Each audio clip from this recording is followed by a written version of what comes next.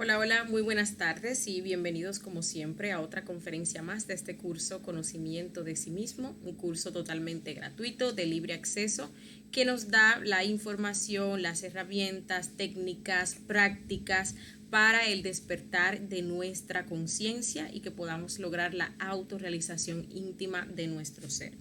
Hoy, como pueden ver, vamos a continuar con nuestro ciclo de fase A, estudiando la conferencia número 38, titulada El difícil camino y el trabajo crístico. Esta conferencia es muy importante y muy interesante porque tiene como objetivo que nosotros entendamos por qué este trabajo es realmente difícil.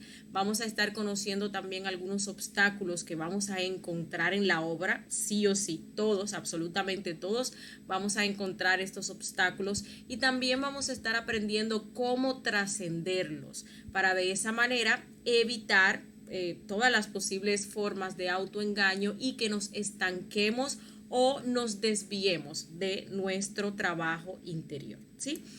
Bien, entonces vamos a comenzar hablando del difícil camino. En el difícil camino, lo primero con lo cual nosotros nos vamos a enfrentar, y esto va a ser también a lo largo de todo este camino, hasta tanto logremos pues la autorrealización o logremos eliminar completamente lo que son los yoes causa, nuestros defectos psicológicos, es ese lado oscuro que nosotros tenemos. Todos nosotros tenemos un lado oscuro, ¿sí? Nosotros tenemos dos lunas y eso ya lo veíamos también en la conferencia 9 donde hablábamos de las infradimensiones. Ahí vemos cómo está la luna visible y la luna invisible. La luna visible, pues, comprende aquellos defectos psicológicos que nosotros sabemos que tenemos, que nosotros aceptamos incluso que tenemos. ¿Sí? Uno puede decir, es que yo sé que soy un poquito iracunda, es que yo sé que soy un poquito celosa. Son defectos y detalles que forman parte incluso de nuestra personalidad y nos queda como que muy fácil verlos. Pero lo que sí es muy difícil de ver, incluso hasta doloroso, es ese lado oscuro que nosotros tenemos que no conocemos o no aceptamos, ¿sí? Nunca nosotros, por ejemplo, aceptaríamos que tenemos un yo ladrón, que tenemos un yo envidioso, que tenemos un yo asesino, que tenemos un yo violador, que tenemos un yo que tiene mucha perversidad en torno a lo sexual y así sucesivamente, ¿sí? Y estos defectos pues forman parte de aquello que se le conoce como la luna oculta, ese lado oscuro que todos nosotros tenemos. ¿Qué pasa? Que ese lado oscuro que nosotros tenemos y que no sabemos que tenemos o que no queremos aceptar, entonces lo proyectamos en los demás. Es así cuando uno esos defectos que son propios, pues se los ve a los demás, ve al otro como que fuera un envidioso, ve al otro como que fuera un adúltero, lo ve como que es un violador, lo ve como que es un asesino y así sucesivamente. Porque los demás nos sirven a nosotros de espejo. Esta ley del espejo pues la vamos a estar estudiando en la próxima conferencia, la conferencia 39, titulada la no identificación con las cosas del diario vivir y por qué nosotros juzgamos a los demás, ¿sí? Entonces, esas proyecciones pues hacen que uno caiga en lo que es la crítica, en lo que es el juicio hacia las otras personas. Esto duerme nuestra conciencia. Esto viene siendo también una especie de táctica de nuestros yoes, de nuestros defectos psicológicos para eso, para que nosotros no lo podamos ver.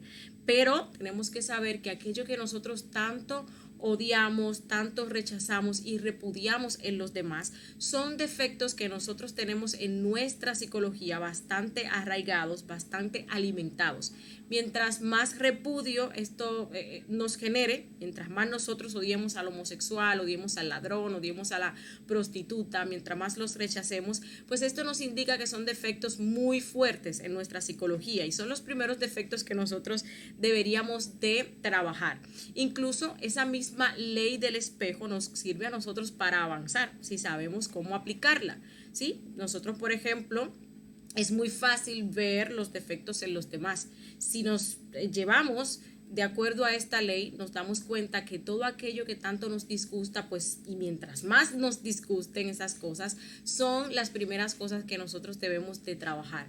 si lo hacemos así, pues vamos a avanzar bastante rápido. Entonces esta ley pues ya no se convierte en una piedra de tropiezo, de que solamente nos estamos proyectando ahí en los demás, sino que pues estamos viendo esas proyecciones, observándolas y dándonos cuenta que son nuestros propios defectos que se están moviendo ahí, ¿sí? Que pueden estar en la polaridad activa, o sea, hacemos lo mismo que la otra persona hace, aunque cuando nosotros lo hacemos, pues ahí buscamos las justificaciones, o podemos estar entonces en la polaridad pasiva, porque una persona que sea alcohólica, o bueno, que sea abstemia, ve a un alcohólico y siente asco, siente rechazo y piensa, no, es que yo tengo la virtud porque yo no tomo. Y la realidad es que está en la polaridad pasiva de ese defecto. Como con muchas cosas.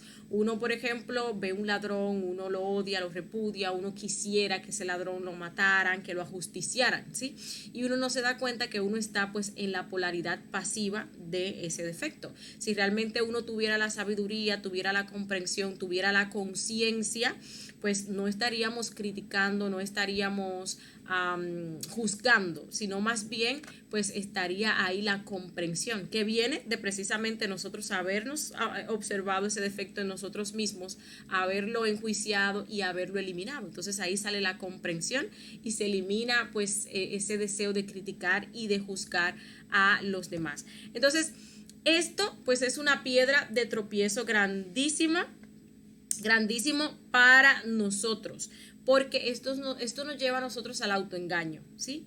Esa falta de autoobservación, el no poder ver, el no querer ver estos defectos nos lleva incluso a sentirnos que somos buenos, a sentir que nosotros no tenemos esos defectos psicológicos que son los demás, que los demás son los culpables y los responsables incluso de nuestros sentimientos, pensamientos, deseos y acciones. Entonces cuando uno se cree que es bueno, no hay nada que cambiar. Si yo me creo que soy buena, si yo no veo un defecto, no sé que lo tengo o no lo quiero ver, entonces yo no tengo nada que cambiar. Y aquí nosotros estamos para cambiar, nosotros estamos para eliminar, nosotros estamos para eliminar los defectos psicológicos, para trascender el bien y el mal, ¿sí? Incluso aquellas cosas que nosotros creemos que son buenas, porque tenemos muchos yoes buenos, de ahí hay sabiduría que sacar, ahí hay muchos yoes, muchos detalles que eliminar para nosotros llegar a lo que verdaderamente es la conciencia, que va mucho más allá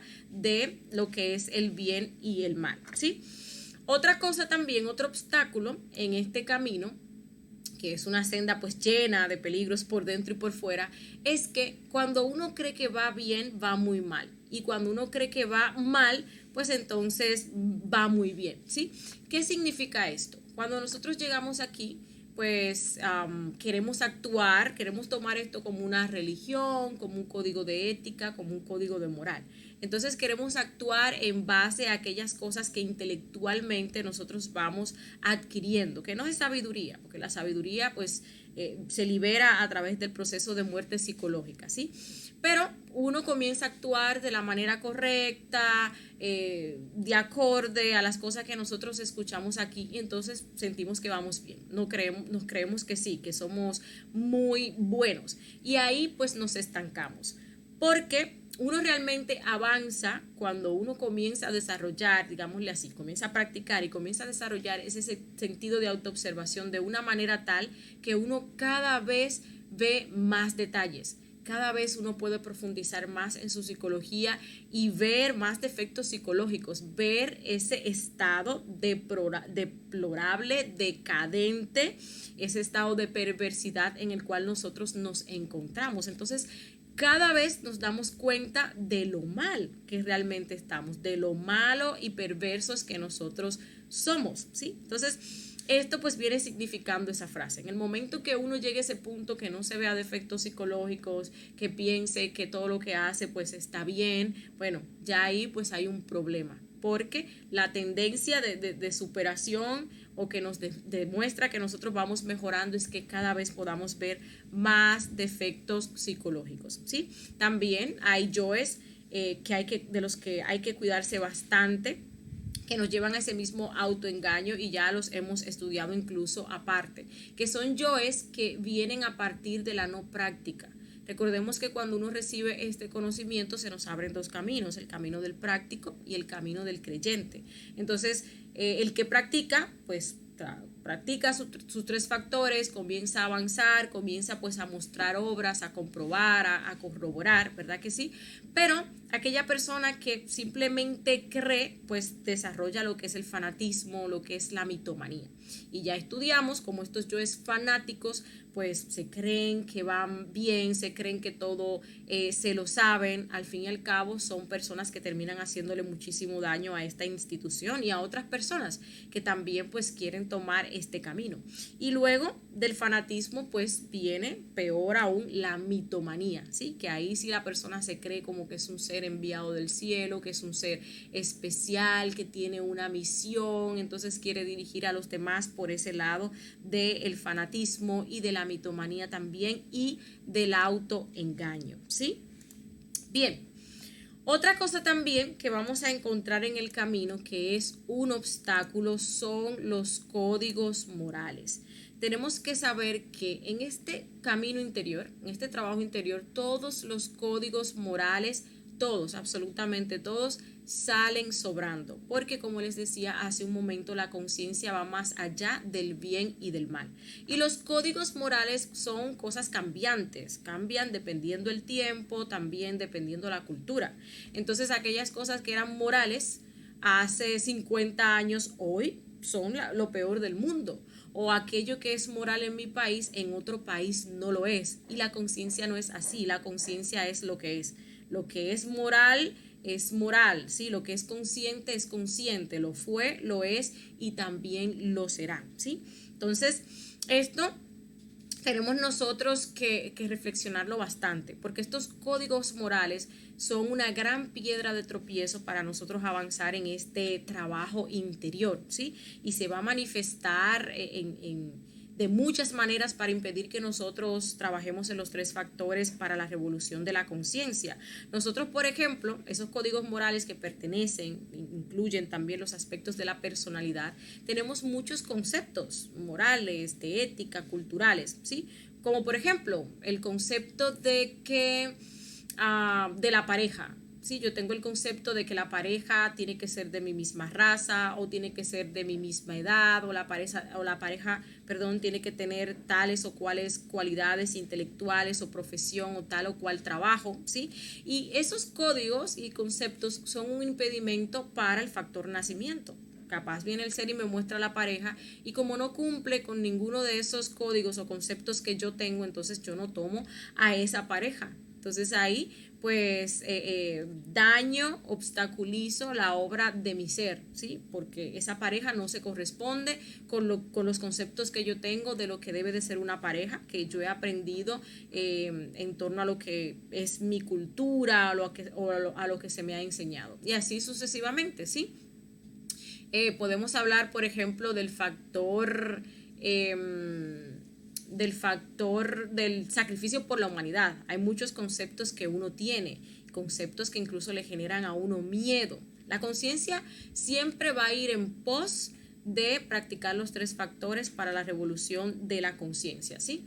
Entonces, porque lo que busca es la autorrealización. Entonces uno puede tener conceptos del que dirán, es que en mi cultura se ve mal que yo haga esto, que yo hable con respecto a tales o cuales temas, o que yo, por ejemplo, salga a la calle a regar los volantes y qué van a decir de mí, entonces yo soy una fanática y así sucesivamente. Y esos conceptos impiden que nosotros salgamos a llevar a cabo lo que es el sacrificio por la humanidad.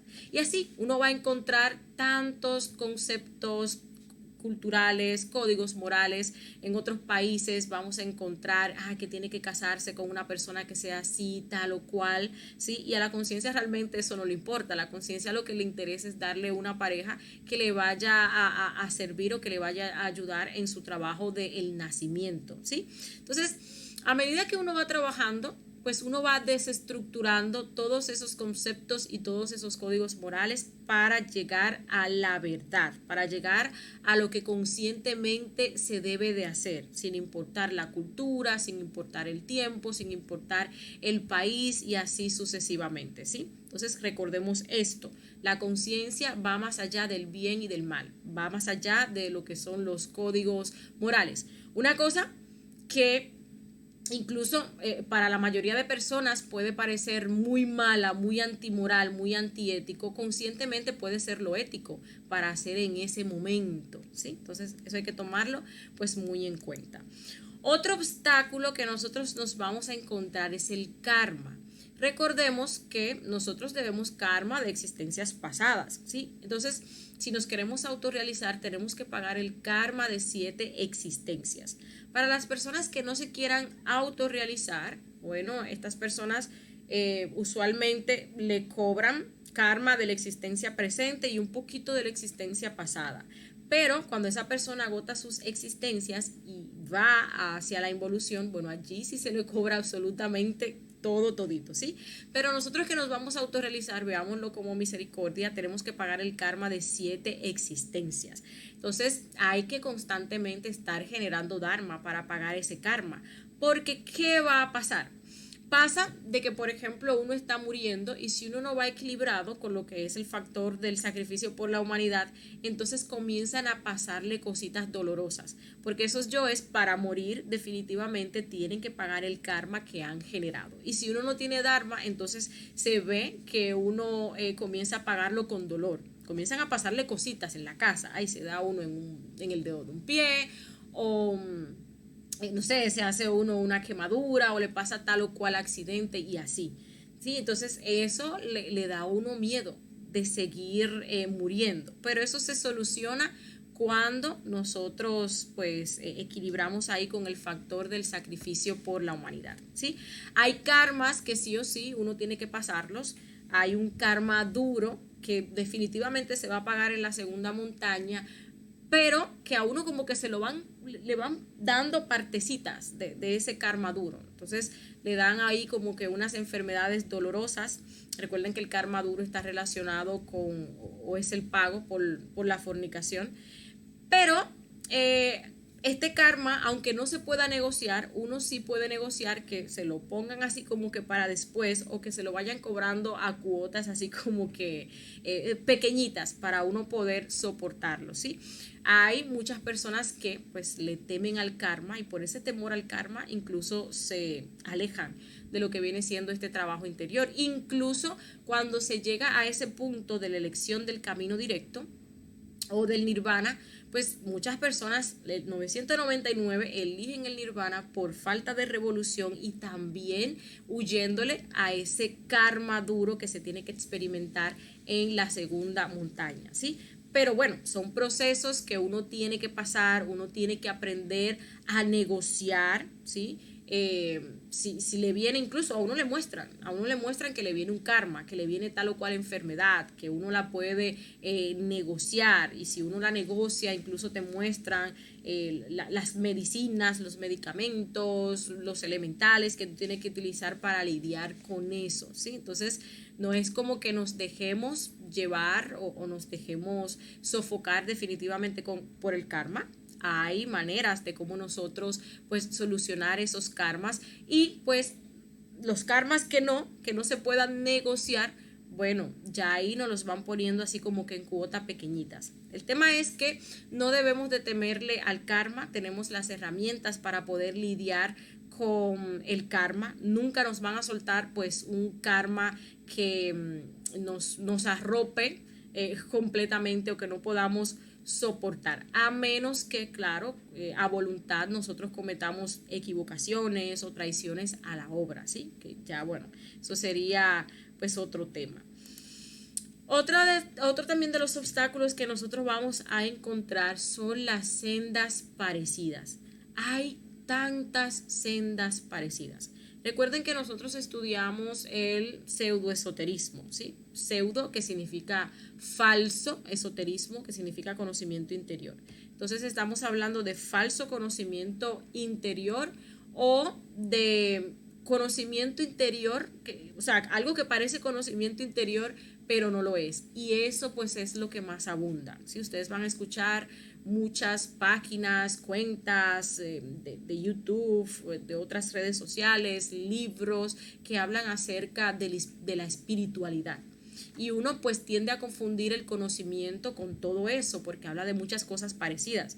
Y dicho sea de paso, todas esas cosas que son parecidas, la realidad es que pues han salido de esta fuente, solamente que se han tergiversado, ¿sí? La información se ha tergiversado, han entrado muchas escuelas en proceso de degeneración y de involución, entonces por eso se parecen tanto, ¿sí? Pero tenemos que saber que pues el camino que nos va a llevar a la autorrealización es el que nos muestra o nos enseña de manera práctica el trabajo de los 3 factores para la revolución de la conciencia. Incluso ustedes van a escuchar por ahí muchas escuelas que le hablan acerca de los 3 factores, ¿sí? Pero no orientado hacia la práctica. Han entrado esas escuelas en ese estado de degeneración, de involución, donde todo pues ya pasa a una modalidad pasiva, donde los 3 factores pasan, que son lo primario, pasan a ser cosas secundarias, y de primario te ponen que si los rituales, que si los elementales y así sucesivamente, ¿sí? Ya ahí vimos la conferencia donde se nos habla del pseudoesoterismo, para que nosotros podamos identificar estas escuelas y no nos dejemos engañar o no nos dejemos desviar del camino que nos lleva verdaderamente hacia la autorrealización. Hay muchas escuelas por ahí que nos ofrecen maravillas, que nos ofrecen fácilmente o con simplemente creer, pues nos dicen que ya nos hemos ganado un ticket al cielo. La realidad es que no. Ya aquí pues estamos hablando de todas las dificultades que pues hay que pasar en este camino para uno lograr lo que es la salvación o lograr lo que viene siendo la autorrealización, ¿sí? Entonces, ojo con esas sendas que son parecidas. Otra de las cosas que también nos estancan en este camino, si no sabemos cómo trascenderlas o cómo pasarlas, son las pruebas. Nosotros tenemos las pruebas de los elementos y tenemos también las pruebas de los detalles. Las pruebas de los elementos, pues tenemos el elemento tierra, el elemento agua, el elemento fuego y el elemento aire. Estas pruebas se van a ir sucediendo a lo largo de todo el camino en ese mismo orden: tierra, agua, fuego y aire. Estas pruebas son pruebas que yo diría nosotros la podemos reconocer fácilmente porque son pruebas así como concretas, como pruebas grandes. Incluso a uno hasta le avisan de esas pruebas en el astral. Por ejemplo, las pruebas de agua, de tierra, perdón, están muy relacionadas con problemas o conflictos económicos. Entonces nos vamos a ver en situaciones económicas así como que muy apretados. Y bueno, uno pasa esta prueba cuando uno no sufre, cuando uno no cae en esos estados de desesperación. Incluso en el astral también nos ponen esas pruebas. Podemos ver cómo estamos en medio de 2 montañas, y esas montañas así como que comienzan a juntarse. Entonces, si uno como que se desespera, se siente asfixiado, no se da cuenta que está en un sueño, no puede salir de esa situación, pues entonces uno pues ahí pierde esa pruebita de tierra. Luego nos vienen las pruebas de agua, que tienen que ver con la inteligencia y con la adaptabilidad. Nuestra capacidad de adaptarnos a ciertas circunstancias, ¿sí? A que pasó este imprevisto y tiene uno entonces que cambiar de planes, a que perdí, por ejemplo, el trabajo y tengo que conseguirme un trabajo nuevo, o ingreso a un trabajo nuevo y tengo que adaptarme allí. Entonces, el hecho de uno no pasa esta prueba cuando uno no logra dar con aquellas soluciones, si las hay para esas situaciones, o no logra adaptarse. Entonces uno siente como que se está ahogando ahí en un vaso de agua, ¿sí? En el astral nos muestran, en base a esta prueba, como que si estuviéramos en un mar, por ejemplo, y nos estamos ahogando y no podemos salir de allí. Ahí perdemos la prueba. Ahora, si nos damos cuenta que estamos en un sueño y comenzamos a nadar, o imaginamos cómo salimos de allí, pues eso nos demuestra que estamos pasando esas pruebas de adaptabilidad y de inteligencia, ¿sí? Tenemos las pruebas de fuego. Las pruebas de fuego están relacionadas con la emoción son pruebas así como de ira, y también con la lujuria. Entonces ahí se nos vienen las recurrencias, ¿sí? Esas personas con las cuales uno tiene ligues de vidas pasadas, y ahí aparecen esas recurrencias de adulterio. Uno las pasa cuando uno trasciende esas recurrencias. O también pruebas de ira. Viene alguien y nos hace algo, se nos sale, se quiere manifestar la ira, ¿sí? Y uno deja entonces que se manifieste, y uno ofende, y uno pelea, y uno incluso pues hasta golpea, y bueno, sí, ahí pierde uno las pruebas de ira. En el astral pues uno también se ve probado, uno puede verse como que está en una casa en llamas, y entonces si uno grita, si uno siente que se quema, pues está perdiendo las pruebas de ira. O si uno, por ejemplo, se ve en el astral que aparece una persona así como que muy tentadora y nos gusta, y uno se mete en una relación, ¿sí? Se enfrasca ahí en una relación incluso sexual con esa persona ahí en ese astral, y bueno, y se puede dar hasta una polución. Bueno, eso indica que estamos perdiendo esas pruebas de fuego. Las pruebas de aire están relacionadas con los apegos, entonces también se nos van a medir los apegos. Allí, por ejemplo, nuestro ser nos puede pedir que eliminemos tal o cual defecto al cual estamos apegados, que por ejemplo dejemos el teléfono al cual nosotros realmente estamos tan apegados. Nos puede pedir como que viajemos a otro sitio a hacer una misión, y uno pues puede decirle que no al ser, porque está pegado a la familia, porque está pegado a la pareja. Entonces ahí pierde uno sus pruebas de aire. En el astral nos muestran que perdemos esta prueba cuando, por ejemplo, un maestro o nuestro ser nos tira de algún sitio alto, un acantilado o un edificio. Entonces uno al caer grita, se atemoriza. Entonces ahí demuestra uno que no está pasando lo que son las pruebas de los apegos. Y bueno, hay que trabajar muchísimo en torno a los apegos, porque son los apegos los que nos hacen perder todas las demás pruebas, ¿sí? Por ejemplo, la prueba de tierra, uno se apega a lo que es la comodidad y las cosas materiales. Entonces uno al perder eso, pues obviamente pierde también la prueba de tierra, y lo mismo pasa con los demás elementos. Ahora, hay unas pruebas o pruebitas que son las pruebas de los detalles, que estas sí nos generan a nosotros complicaciones, porque son detalles de defectos psicológicos, son situaciones que anteriormente nosotros las veíamos como normal, pero resulta que ahora son pruebas, y son cosas tan pequeñitas y tan insignificantes que uno no creyera que son pruebas, que uno no creyera que perdiendo una pruebita de esas está perdiendo algo importante. El tema es que como son pruebas de los detalles, son situaciones o pruebas que se generan de instante en instante, ¿sí? Entonces, de la mañana a la noche, uno se pasa perdiendo esas pruebitas de los detalles, y pierde miles y miles de pruebas. Y con ello también, pues, gasta energía de manera innecesaria y alimenta a los yoes. Y entonces estas pruebas perdidas evitan que nosotros logremos equilibrar nuestros centros. Y si no equilibramos los centros, entonces tampoco prendemos lo que es el fuego. Entonces, estas pruebas de los detalles son bastante importantes. Que yo voy por la calle y veo 5 centavos en el suelo y me bajo a recogerlos. Para mí eso no es nada, o sea, 5 centavos. Y si no lo tomo yo, lo va a tomar otra persona. Algunos dirán, no, esto fue Dios que me lo puso aquí. Bueno, el tema es que ahí se está manifestando un detalle del yo ladrón, porque esos 5 pesos, esos 5 centavos no son míos, y si yo lo dejo ahí y la persona vuelve por ellos, pues los va a encontrar. Pero uno busca muchísimas justificaciones, que son también detalles de este defecto psicológico. Entonces ahí pues pierde uno esa pruebita. Que si la pareja, por ejemplo, me dice algo que no me gustó, entonces ahí yo vengo y le hago un gesto, o le hago pues una mirada así como de resentimiento o de odio, una mala mirada o algo, un gesto, o hago algún tipo de comentario, ¿sí? Y bueno, no se formó una pelea. El tema es que ahí se colaron detallitos que yo dejé manifestar de ese yo de la ira. Entonces estoy perdiendo esos detallitos, ¿sí? Que se están manifestando ahí, y así sucesivamente. Todo el día nosotros estamos siendo probados, o se presentan esas pruebas de los detalles que son de instante en instante. Veamos que cada vez que un defecto psicológico se manifiesta es una prueba. Si nosotros dejamos que se manifieste, que actúe, pues entonces ahí estamos perdiendo esa pruebita. Que viene alguien, por ejemplo, a contarnos un chisme. Ahí uno siente como esas ganas de hablar, esas ganas de preguntar y de indagar. Son pruebitas las que se están manifestando ahí. Si uno está muriendo, pues entonces va trascendiendo todo eso, ¿sí?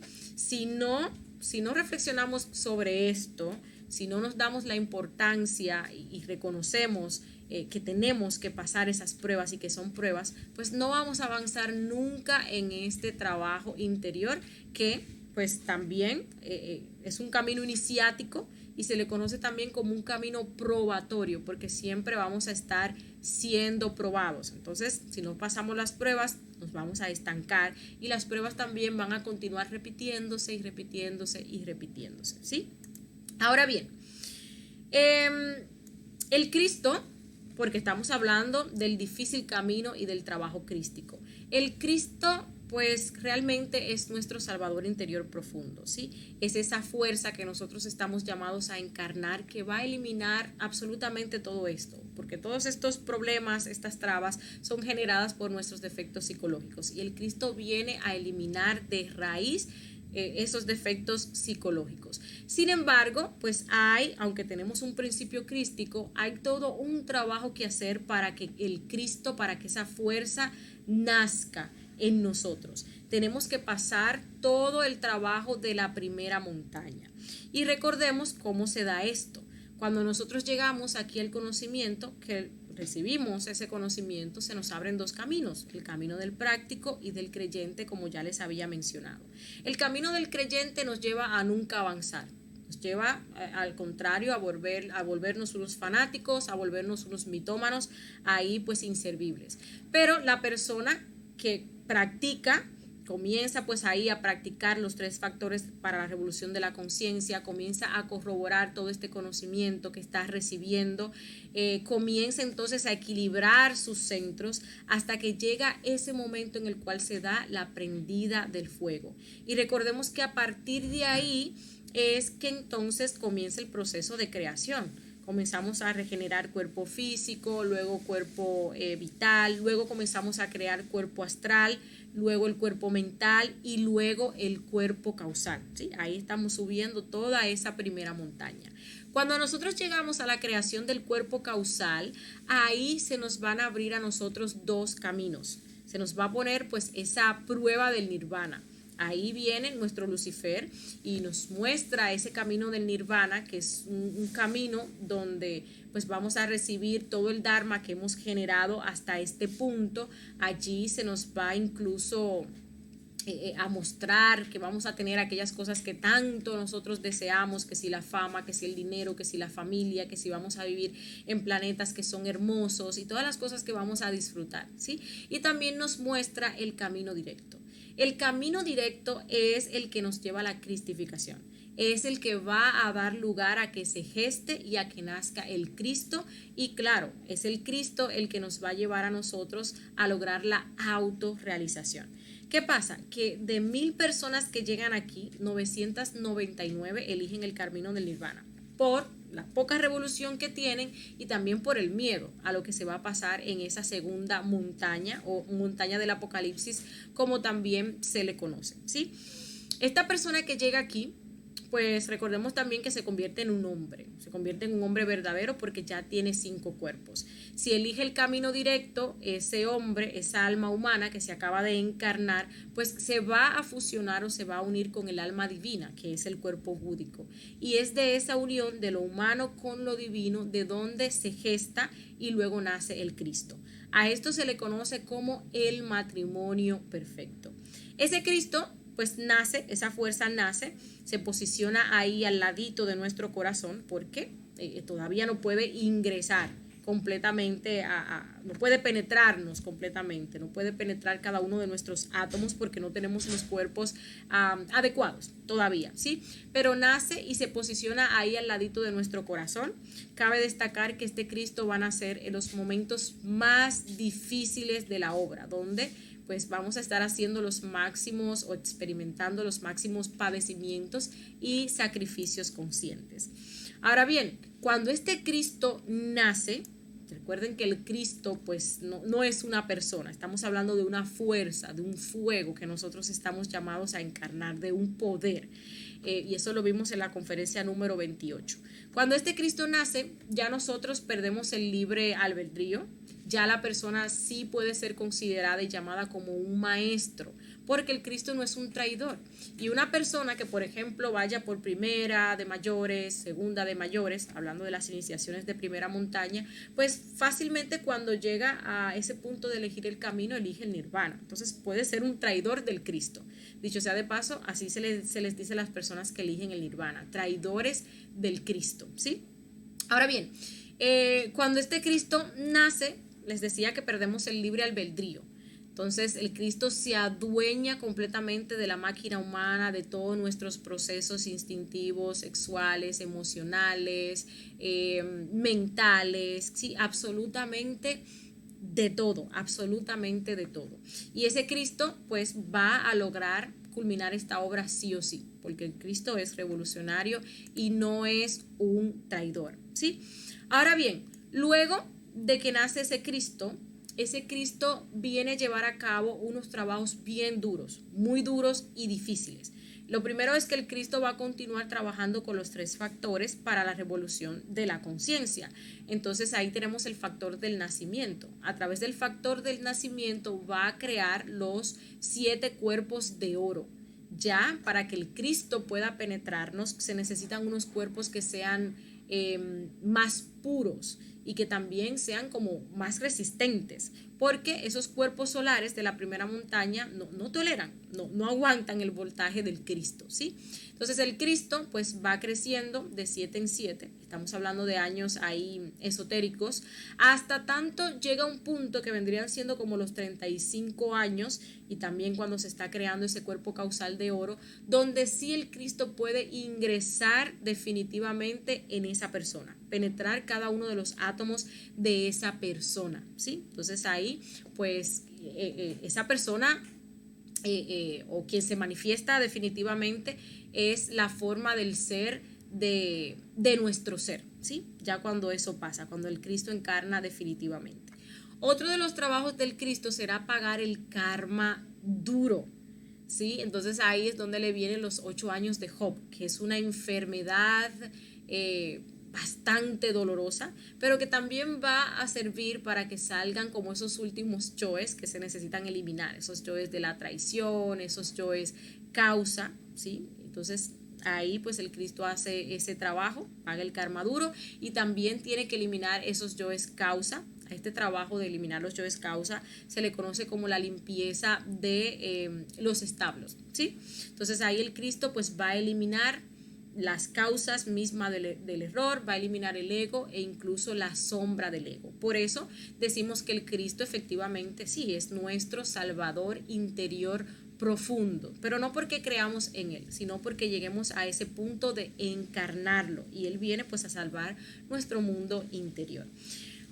Otro de los trabajos del Cristo será hacerse cargo de la enseñanza mundial. Aquí vemos el sacrificio por la humanidad. Ya aquí pues se hace cargo de lo que viene siendo ese sacrificio, pero ya a nivel mundial, de dar la enseñanza de este conocimiento y de los 3 factores, este mensaje de cristificación, pero ya pues a un nivel mundial, ¿sí? Y este es el proceso que se le conoce como la segunda montaña. Esta segunda montaña ya les decía que se le conoce como el Apocalipsis, fin por el fuego. Y recuerden que el Cristo es eso, el fuego. Entonces, sí, el Cristo pues viene a traer fin a todos esos defectos psicológicos, a todos esos demonios que nosotros tenemos en nuestra propia psicología y a salvar nuestro mundo interior, ¿sí? Bien, entonces veamos algo interesante y es que este Cristo y este maestro que encarna el Cristo pues va a ser visto a través del cristal psicológico de las personas que están ahí fuera y va a pasar lo mismo que pasó con el maestro Jesús. El maestro Jesús tenía sus enemigos, ¿sí? Porque que eran los ancianos, las buenas personas, los escribas, los fariseos, cada uno lo veía a través de su propio cristal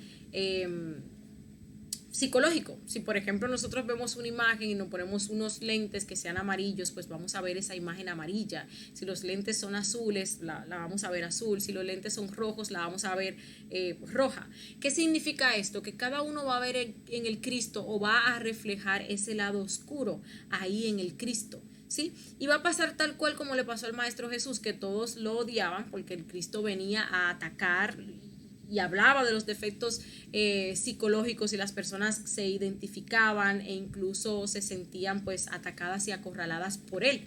Lo mismo va a pasar cuando las personas, por ejemplo, ven a alguien que ya está en ese proceso de cristificación.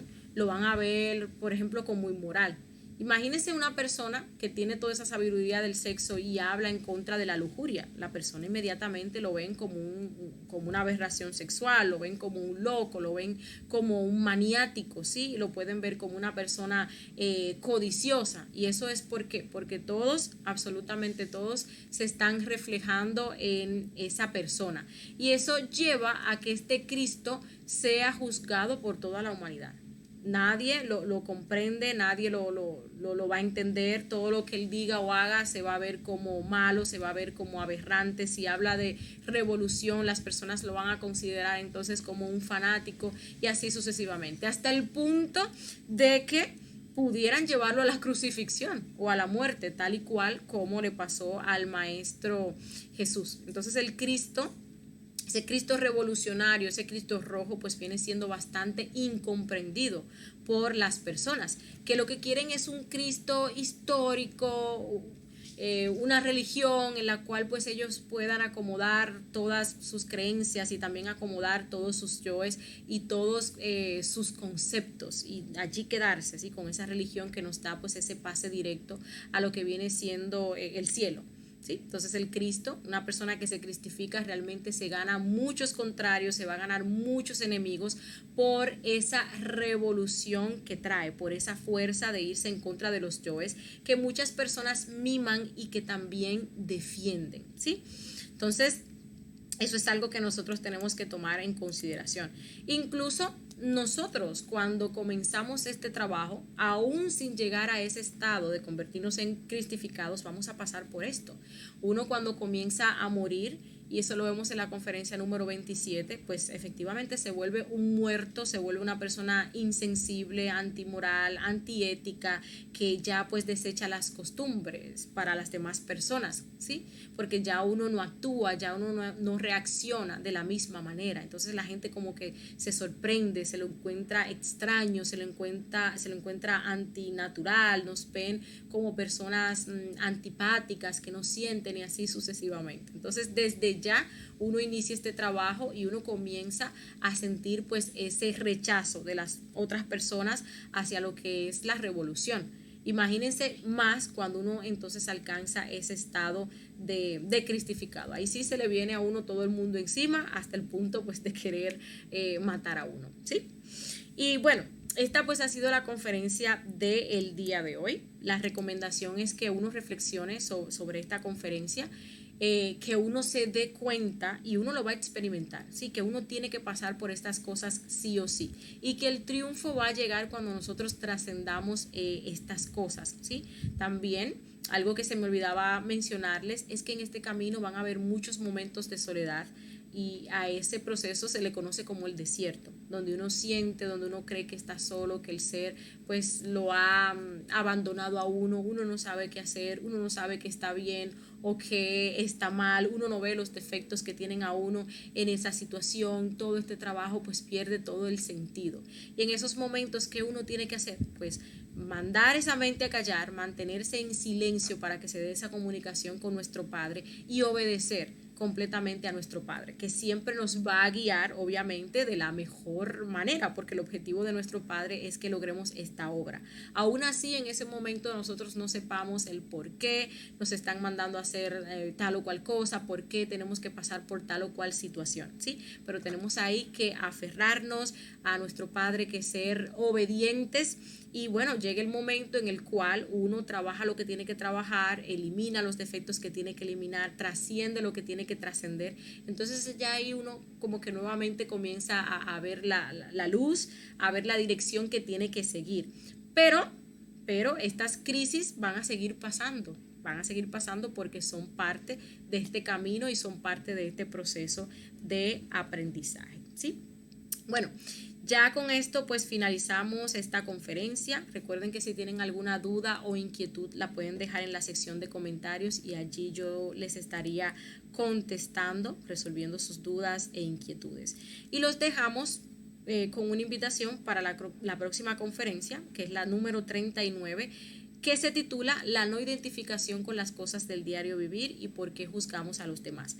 Allí pues vamos a estar comprendiendo por qué no debemos de identificarnos con las cosas del diario vivir, cómo nosotros podemos desde adentro resolver esos problemas que tanto nos torturan, ¿sí? Y también vamos a estar aprendiendo con respecto a la ley del espejo, que ya les hablaba un poquito ahorita, ¿sí? Para que podamos trascenderlas, para que podamos aprovecharla incluso para avanzar interiormente, trabajando esos yoes que nosotros reflejamos en los demás. Aparte de que también vamos a estar viendo los daños, las repercusiones negativas que nos deja este tema de criticar y de juzgar a los demás, ¿sí? Entonces nos veremos en la próxima conferencia que vamos a estar subiendo a través de esta cuenta de YouTube y que pasen feliz resto del día.